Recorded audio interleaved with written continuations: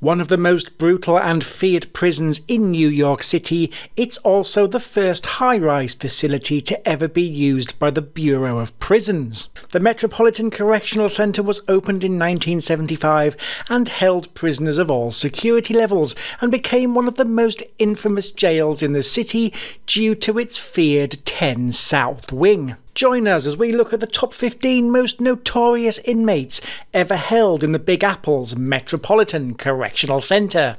Welcome to our video on the MCC. Don't forget to hit that subscribe button as we have a huge Tower of London video coming in the next few weeks. Number 15, Frank Lucas. Lucas was known for cutting out middlemen in the drug trade and buying heroin directly from his source in the Golden Triangle in Southeast Asia. He smuggled heroin into the United States and his brand of heroin was called Blue Magic. Highly successful at amassing millions in cash and property, before his mega crimes, Lucas engaged in petty crime, including stealing food, mugging people, robbing a bar at gunpoint, stealing diamonds and robbing high-stakes crap games. His modus operandi involved killings, extortion and bribery to establish and maintain his drug empire, but was caught attempting to exchange 1 ounce of heroin and $13,000 for 1 kilogram of cocaine in 1984. Over the years, he racked up many convictions, including attempted fraud in 2012,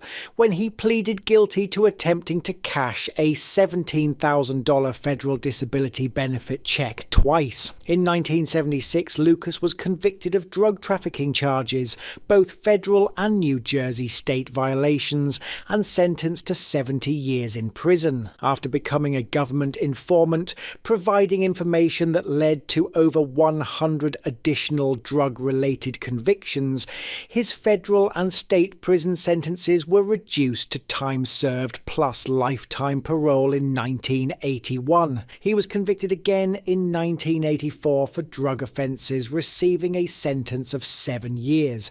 He was released from prison in 1991. In 2012, due to his age and poor health, he received a sentence of 5 years probation for attempting to cash a federal disability benefit check twice. Number 14, Ramsey Yousef. On February 26, 1993, Yousef and his associates carried out a van bomb attack below the North Tower of the World Trade Center in New York City. The bomb killed 6 people and injured over 1,000. Yousef's intent was for the North Tower to collapse onto the South Tower, aiming to kill tens of thousands. Yousef was a co-conspirator in the Bojinka plot, a large-scale terrorist plot to bomb multiple US commercial aircraft in Asia, and also included plans to assassinate Pope John Paul II and US President Bill Clinton during their visits to the Philippines. Yousef was also involved in other attempted attacks, including an attempt to assassinate Benazir Bhutto, a plot to bomb the Israeli embassy in Bangkok in March 1994, and the Shiite shrine bombing in Mashhad, Iran in June 1994, which killed 26 people. Yousef was apprehended in Islamabad, Pakistan in February 1995 by Pakistani Inter-Services Intelligence Agency and US Diplomatic Security Service, who then extradited him to the United States. He served time in the feared 10 South Wing of the Metropolitan Correctional Center, where movement is strictly controlled, broken sewerage pipes spill waste into cells, and there is no contact with other people. He received 2 life sentences plus 240 years without parole for his crimes and is currently incarcerated at ADX Florence. Number 13, Akayed Olah. Olah detonated a homemade pipe bomb which he had strapped to his chest in an underground passageway connecting New York City's 7th and 8th Avenues between the Times Square subway station and the Port Authority bus terminal. The explosion injured himself and at least 5 other people, later admitted to carrying out the attack on behalf of ISIS. Inspired by ISIS propaganda he viewed online, including including a video that instructed supporters to carry out attacks in their homelands if they could not travel overseas to join ISIS.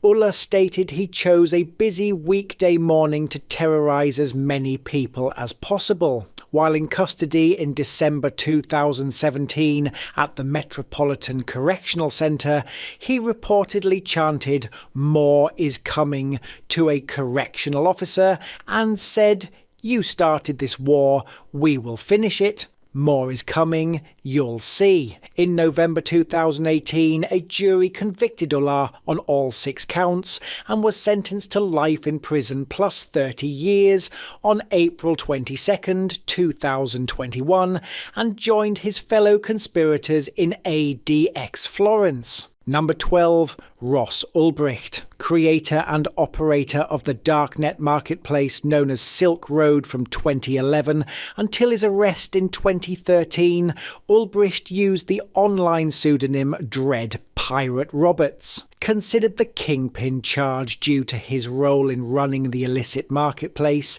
H used Bitcoin to facilitate illegal transactions and conceal the identities of users and locations. Silk Road facilitated the sale of illegal drugs, with thousands of dealers distributing hundreds of kilograms of various substances, including heroin, cocaine, ecstasy, and LSD. Over $183 million in drug sales were alleged to have occurred through the site. The site also offered services like computer hacking and, some say, services for violence through intimidation and worse. Prosecutors also alleged that Ulbricht had solicited the murders of at least 5 people he viewed as threats to his enterprise, and while he was not formally charged with murder for hire in his New York federal trial, evidence supporting these allegations was introduced. There is no evidence that any of these solicited murders were actually carried out.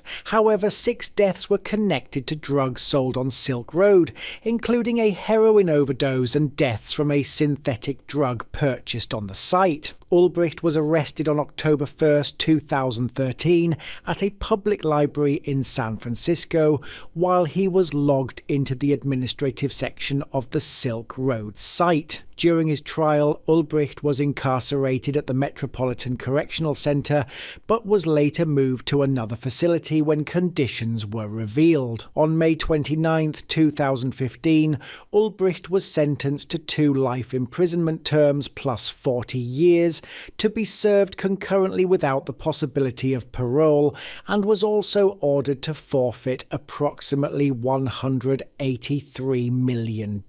He was later pardoned by President Donald Trump and released from BOP custody. Number 11. Ahmad Khan Rahimi. In the early morning, a pipe bomb he planted detonated along the route of a Marine Corps charity 5K race. However, the race had been delayed, preventing injuries. In the evening, he planted a pressure cooker bomb near 135 West 23rd Street, which detonated approximately 30 minutes later, injuring more than 30 people and causing significant property damage. He also planted a second pressure cooker device a few blocks away at 131 West 27th Street, which was discovered and disabled before it could explode. On September 18th, 6 additional improvised explosive devices he planted were found in a backpack at a New Jersey transit station. One of these devices detonated while law enforcement was using a robot to defuse it. On September 19th, 2016, Rahimi was arrested in Linden, New Jersey after a shootout with police. He fired multiple shots at officers, striking and injuring several, before being shot, subdued and arrested. A handwritten journal recovered from him during his arrest included mentions of explosive devices and laudatory references to Osama bin Laden and Anwar al-Awlaki. While in custody at the MCC, he reportedly attempted to radicalize fellow inmates,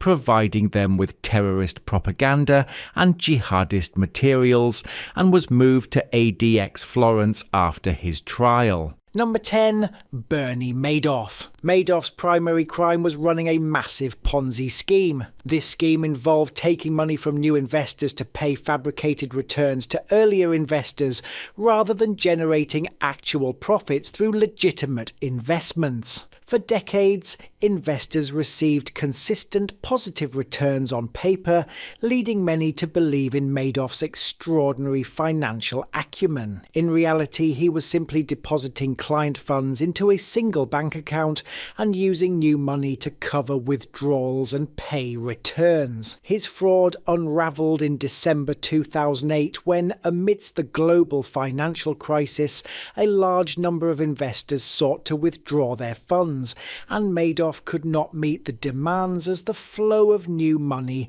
had dried up. He confessed the fraud to his sons, who then reported him to federal authorities, who found the estimated losses from his scheme ranged from approximately $50 billion to $65 billion in purported assets. Bernie Madoff was arrested on December 11, 2008 and held at the MCC while he stood trial in New York. On June 29, 2009, he was sentenced to 150 years in federal prison, the maximum sentence allowed for his crimes. He was also ordered to pay restitution of approximately $170 billion, though most of the stolen funds were never recovered. He was incarcerated at the Federal Correctional Complex Butner in North Carolina and died in prison at the age of 82 on April 14, 2021, from chronic kidney disease. Number 9.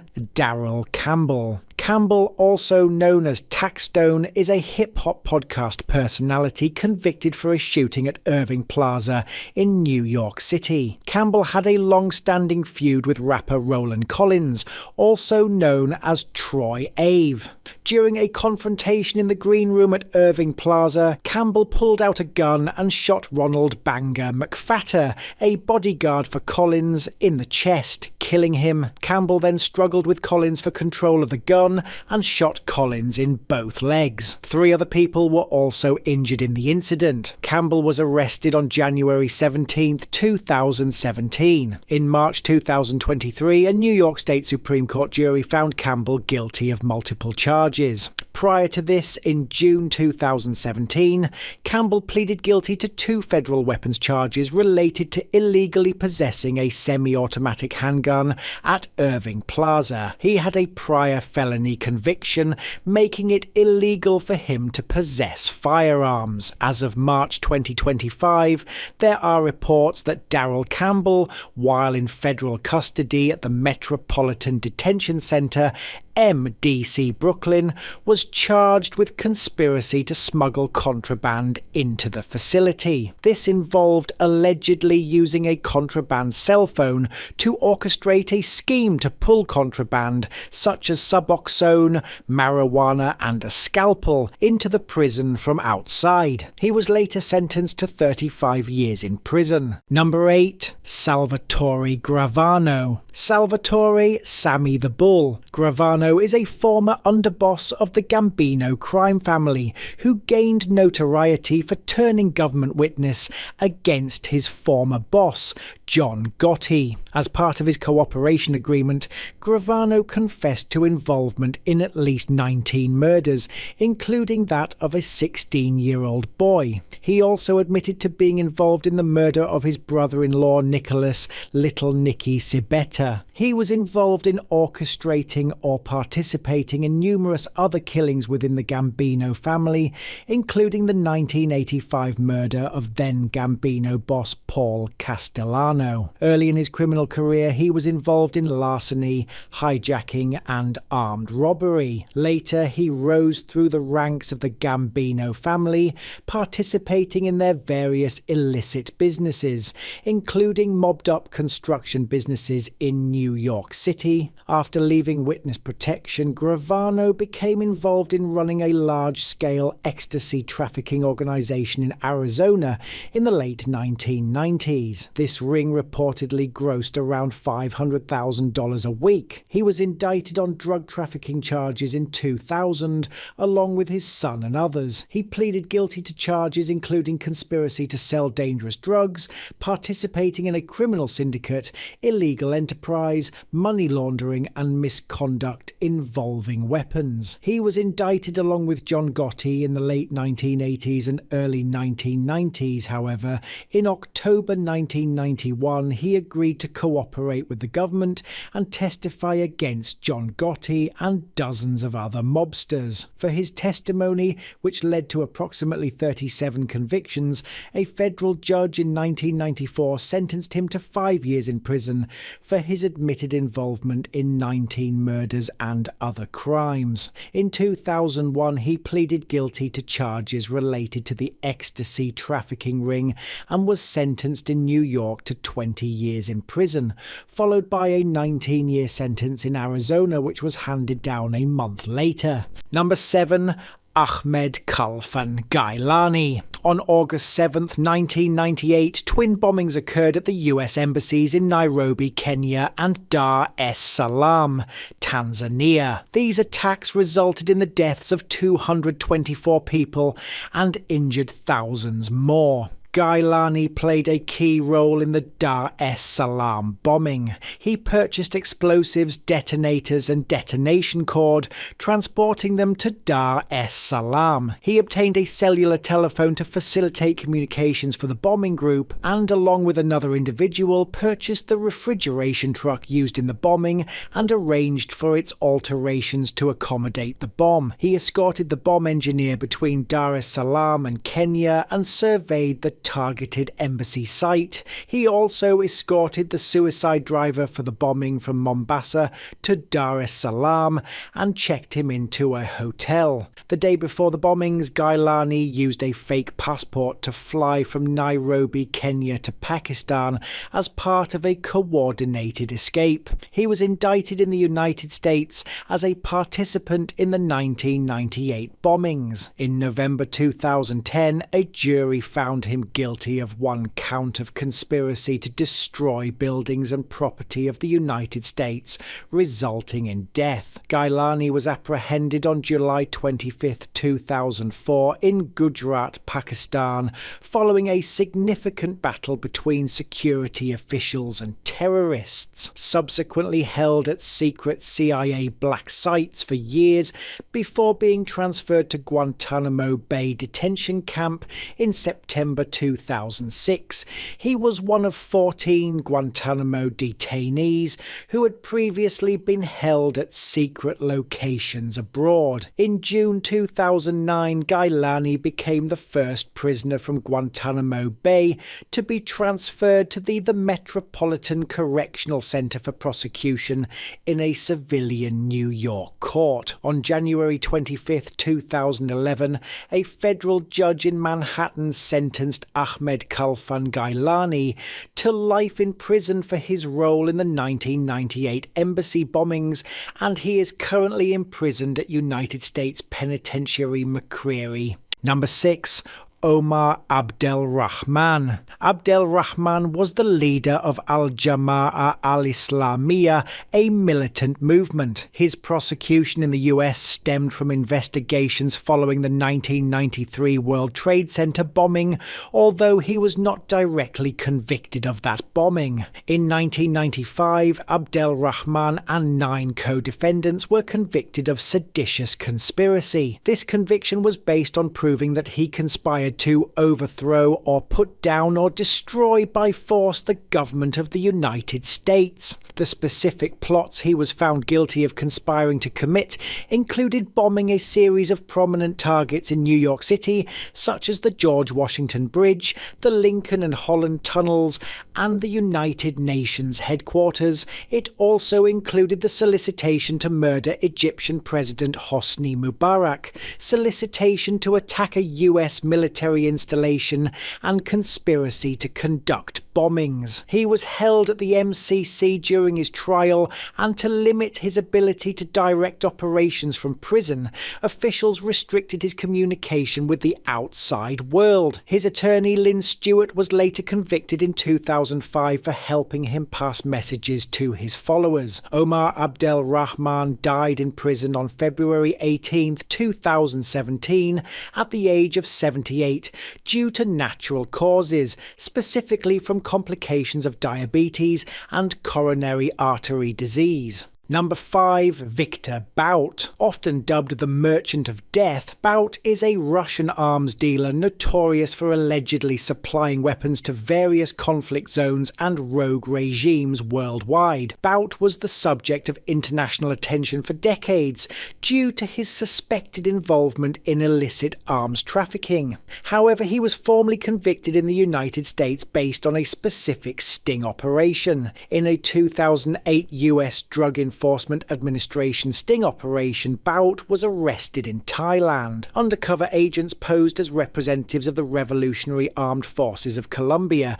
a designated foreign terrorist organization at the time. During recorded meetings, Bout agreed to sell them a vast arsenal of military-grade weapons, with the understanding that these weapons would be used to attack American helicopters and personnel in Colombia. Bout was arrested in Bangkok, Thailand in March 2008, extradited to the United States in November 2010, was held at MCC for trial, and later served his sentence at the United States Penitentiary, Marion, a medium-security federal prison in Illinois. Bout was released on December 8, 2022 as part of a prisoner exchange with the United States for American basketball player Brittany Griner, who had been imprisoned in Russia on drug charges. Bout had served approximately 10 years of his 25-year sentence.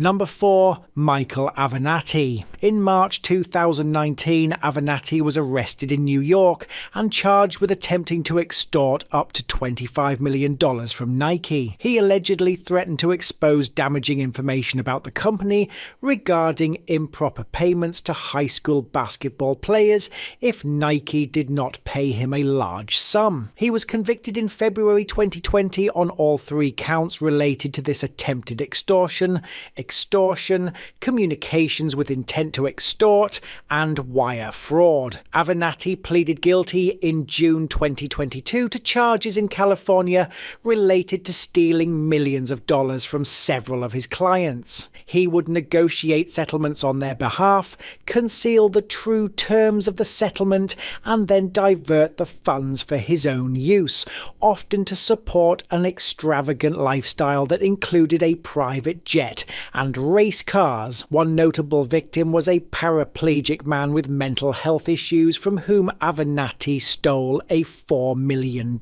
settlement. He also pleaded guilty to obstructing the IRS's efforts to collect $3.2 million in payroll taxes from his coffee business. In a separate case, Avanati was convicted of wire fraud and aggravated identity theft for stealing a portion of the book advance that was owed to his former client Stormy Daniels. For the Nike extortion case, he was sentenced to 30 months in prison in July 2021. For the theft of Stormy Daniels' book proceeds, he got 4 years, and for the client fraud and embezzlement charges, he got just over 11 years on appeal. He served time at both MCC and the majority of his sentence at FCI Terminal Island, where he is due for release in approximately 95 more months, with credit for time served added onto his sentence. Number 3. Abu Hamza al-Masri, an Egyptian-born radical cleric who gained notoriety for his extremist sermons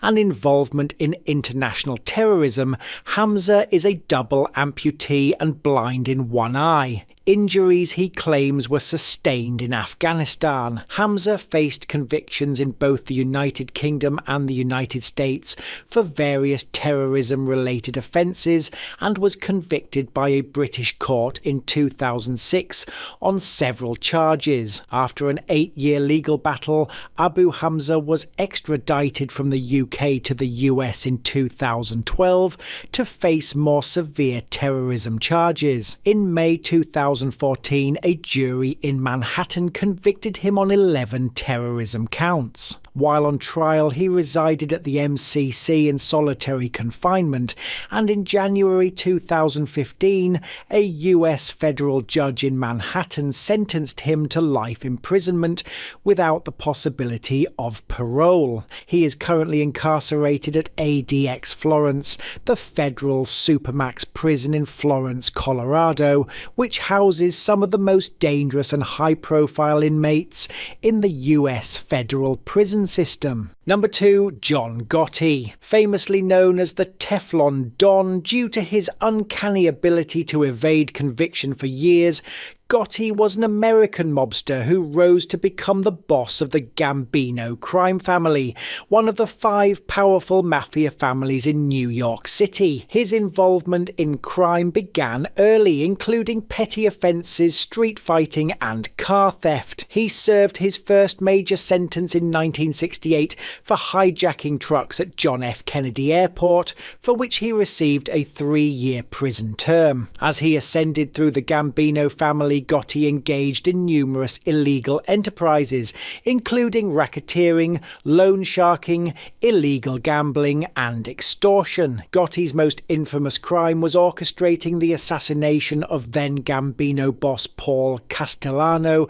and his underboss Thomas Bilotti in December 1985 outside Sparks Steakhouse in Manhattan. This hit, which was unsanctioned by the Mafia Commission, allowed Gotti to seize control of the Gambino family, and for several years in the 1980s, Gotti managed to avoid conviction. The FBI, determined to bring Gotti down, intensified its efforts, utilizing extensive electronic surveillance and eventually securing the cooperation of his underboss, Salvatore "Sammy the Bull" Graano. Gravano's testimony, which admitted to 19 murders along with incriminating wiretapped conversations from Gotti's social club, proved crucial. In April 1992, Gotti was convicted on 13 federal counts. Number 1, Joaquin El Chapo Guzman. The Mexican drug lord who was coached by the famous Pablo Escobar,